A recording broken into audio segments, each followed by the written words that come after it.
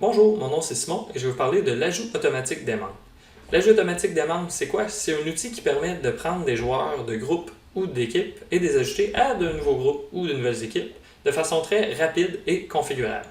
Donc, dans cette vidéo-là, ça va principalement être des exemples pour vous montrer les capacités de l'outil.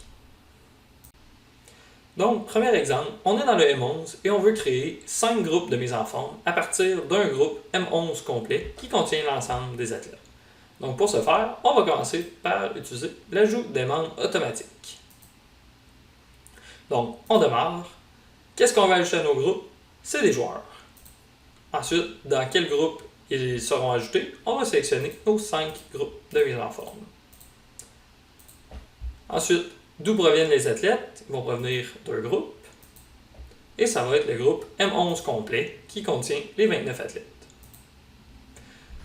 Il nous offre de filtrer par position, ça ne nous intéresse pas. On va garder tout le monde.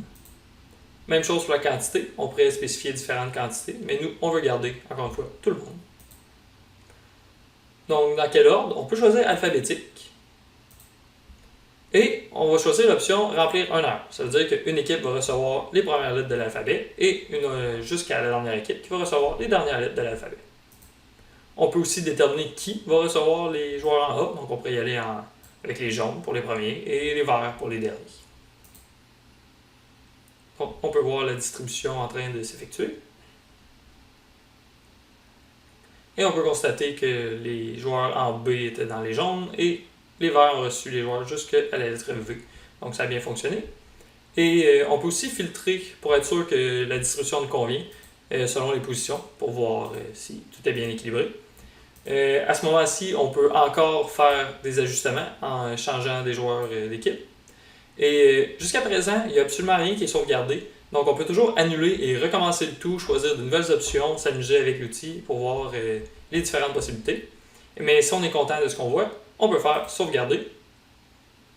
Et ensuite, on a le choix en ajouter, envoyer des notifications ou pas. Donc dans mon cas, je ne veux pas envoyer de notifications. Et voilà, mes groupes sont remplis. Donc, j'ai bien rempli. Pour le deuxième scénario, on va aller dans les équipes M11.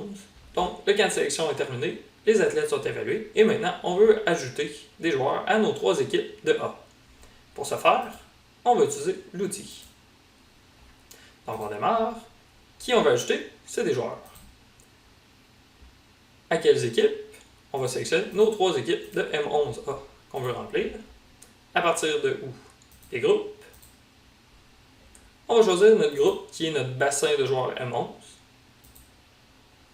Donc les positions, on va garder toutes les positions. Pour la quantité, on va juste ajouter 6 joueurs par équipe. Dans quel ordre on veut sélectionner les joueurs pour les ajouter? On va choisir selon une évaluation. Et on va choisir le camp de sélection M11. Pour le mode de répartition, on va choisir le format aller-retour. Donc, c'est le meilleur pour être capable de bien équilibrer les équipes. Et on peut, avec cet écran, choisir qui va recevoir le premier choix et qui va recevoir le dernier choix de la première ronde. Donc, on pourrait décider que Dragon 2 va recevoir le premier choix total et 1 va recevoir le moins bon joueur de la première ronde. Donc, on peut déjà constater que Dragon 2 a bel et bien reçu le premier choix total et que le format en serpentin est bien respecté. Les moyennes, on peut voir, ça a très bien équilibré. Donc, si on est satisfait avec les résultats, on peut sauvegarder. Et dans mon cas, je ne veux pas envoyer de notification. Et voilà, nos équipes sont bien remplies. Pour le troisième et dernier scénario, on est dans le M13. On a 3 équipes de A auxquelles on veut ajouter des remplaçants. On aimerait que ces remplaçants proviennent autant du M13B que du M11A que l'on a créé tout à l'heure. Donc, pour être capable d'aller chercher les remplaçants de ces 2 sources différentes-là et de uniquement garder les meilleurs, on va utiliser l'outil 2 fois. Donc, on va commencer par aller chercher ceux du M13B. Donc, on veut ajouter des joueurs remplaçants cette fois-ci. On veut ajouter ça à nos 3 équipes de M13A. Donc, ça va être à partir de d'autres équipes. Donc, ça va être à partir de nos 2 équipes de M13B. Donc, les positions, on garde tout. On va en ajouter 2 par équipe. selon l'évaluation. Donc, on va prendre les meilleurs par rapport au camp M13. Et on va garder le format aller et retour. C'est ici. Et voilà la distribution. Donc, on va voir que ça a bien fonctionné. On a 6 remplaçants et le meilleur descend jusqu'au plus faible. Donc, on est d'accord avec ces changements. On sauvegarde et maintenant, on va aller chercher ceux du M11A. Donc, encore une fois, on ajoute des membres automatiquement. On va ajouter des joueurs remplaçants. On va encore sélectionner nos 3 équipes du M13A. Donc, ici. Donc, ça provient d'équipes. Cette fois-ci, on va prendre nos 3 équipes de M11A.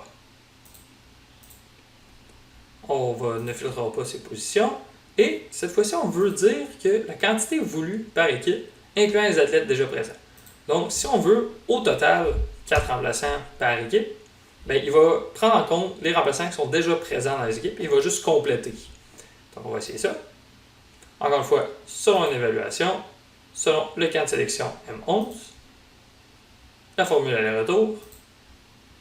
Donc, cet ordre-là.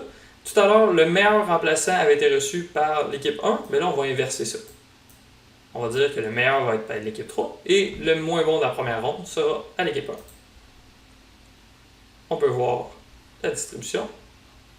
Donc, du meilleur au plus faible en serpent. Si tout ça nous convient, on peut sauvegarder. Je n'ai pas envoyé une notification. Et voilà, le travail est fait. On a ajouté 4 remplaçants provenant à la fois du M13B et du M11A. Un point intéressant par rapport à l'ajout de remplaçants est que par défaut, on va essayer d'optimiser pour séparer les joueurs par rapport à leurs équipes d'origine. Dans le fond, ce que ça veut dire, c'est qu'on va essayer que Dragon 3 ne reçoive pas uniquement des remplaçants de Dragon 1, mais aussi de Dragon 2. Alors voilà, c'était 3 cas d'utilisation de l'outil d'ajout des membres automatique. Ça ne couvre pas tout, mais ça devrait vous donner une bonne idée de ses capacités. Donc, bonne semaine et bonne saison!